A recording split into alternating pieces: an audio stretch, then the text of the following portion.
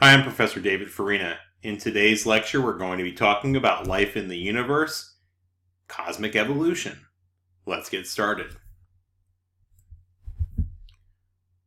So, before we can do anything, we need to really start to think about what is alive. What is life? So, I'm going to ask you to pause the video, and I would like you to try to come up with some sort of a definition for what you think is life. Pause the video now.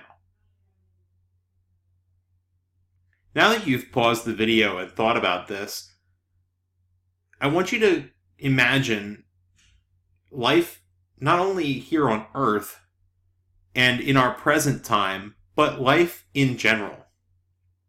Life can be in many forms. It does not have to be multicellular. Life can be a single-celled life form, and it can be either by itself or it can be colonial. It can be living together with other microbes. Life could be in the form of something that is like we find it here on Earth, that's based on DNA, but we're not necessarily sure that that's required. It's only what we have to work with from here on Earth. Here on Earth, we also require life. It appears that all life here on Earth, at least, is carbon-based life forms, but there's been suggestions from scientists that silicon-based life forms might be possible as well, in that silicon forms the same kind of chemical bonds that carbon chains do. So those are some considerations that we need to consider when we're looking for life outside of this world. Additionally, if we have life outside of this world living in other circumstances, for instance, around a red star rather than a yellow or white kind of star like our own sun, maybe the process of photosynthesis no longer looks the same. Remember that photosynthesis is important to life on Earth, not only for plants, but also for oxygen-breathing animals like you and I. And so, if photosynthesis looks different, does it necessarily have to be oxygen that is necessary for life to exist? And does it have to be carbon dioxide in the photosynthesis process? So we really need to be careful in what we kind of box ourselves in with our definitions for life. There are some things that we also need to consider with regards to life outside of just the chemical makeup. Things like being able to self-replicate is a very important concept that all life must have. And self-replication is something that we see happen in other things like viruses. So there is a debate whether viruses are alive or not. They do self-replicate, but they require you and I. They require another living organism to do the hard work.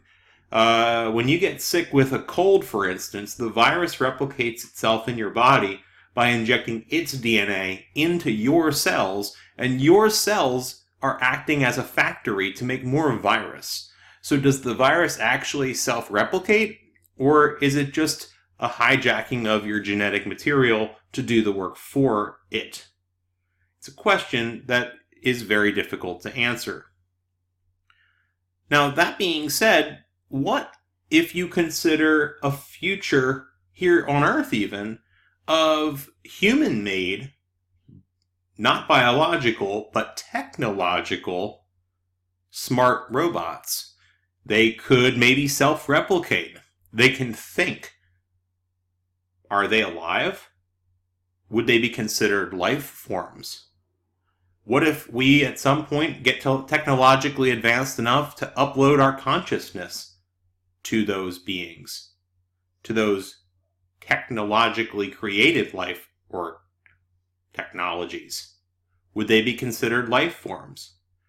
It's a hard question to answer, but given this small window of time till that's probably possible, if we were looking at an ancient civilization, we would probably look pretty different to them than we see ourselves.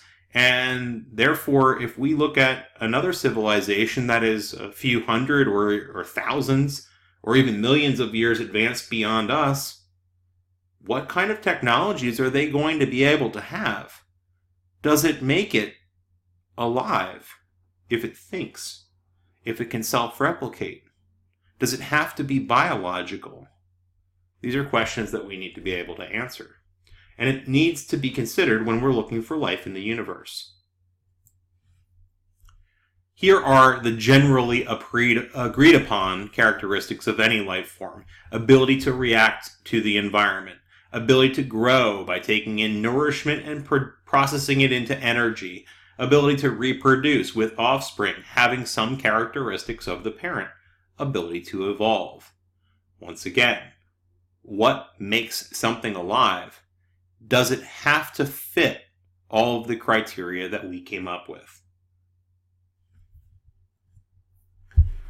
So as cosmic evolution takes place, early in the universe, after the Big Bang, we had just particles. Then we had galaxy formation start to occur and star formation. Later, planetary formation and the Earth's formation about 4.6 billion years ago here in our solar system. Chemical and biological processes were taking place on Earth. Eventually, we started having cultural experiences with things like humans.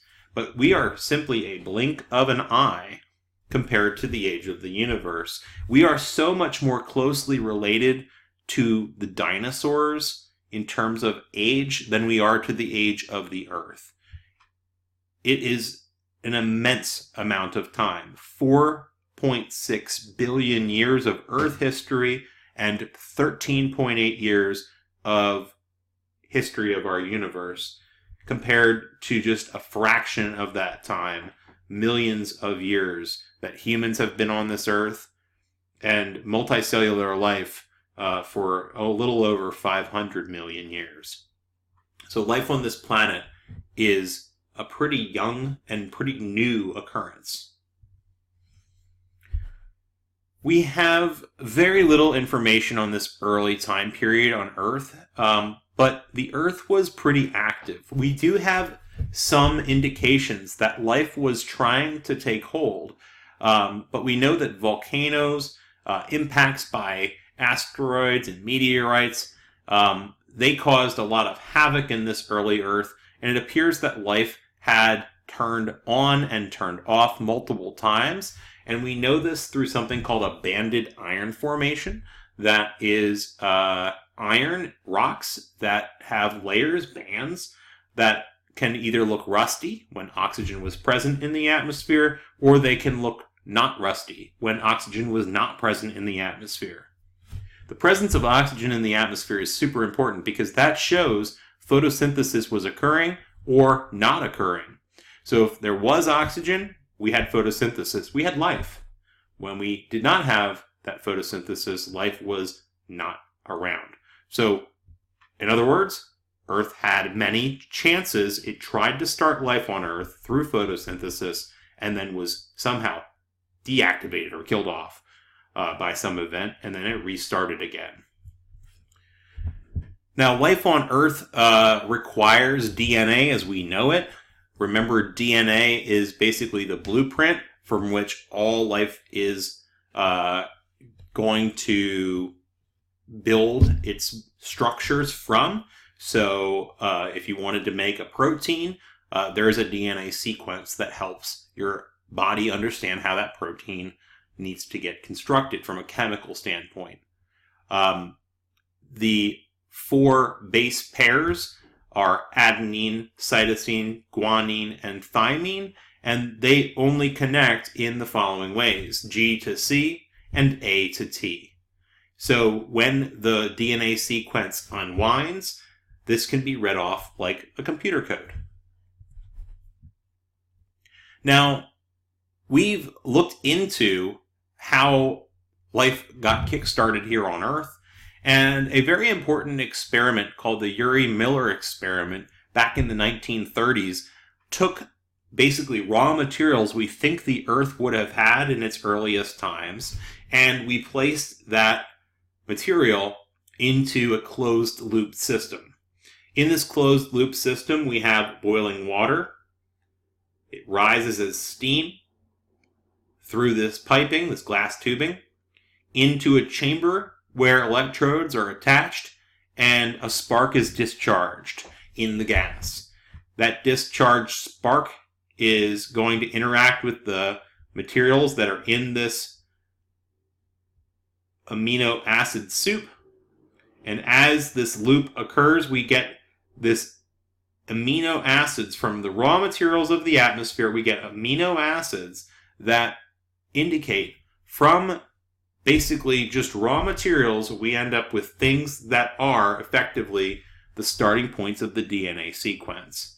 So this Urey Miller experiment was very important to our understanding of how it's possible early Earth could have had life begin without something to be born from.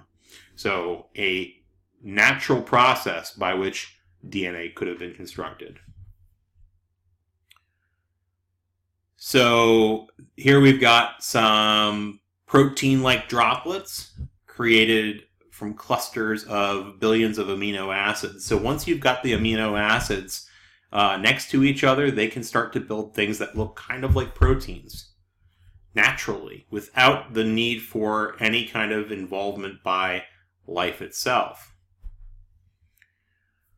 So in primitive fossils from about 2 billion year old sediments, we're able to see that we've got these kind of sphere-like circles that look very similar to what we saw in this experiment. So naturally, it appears that these same processes were occurring on Earth.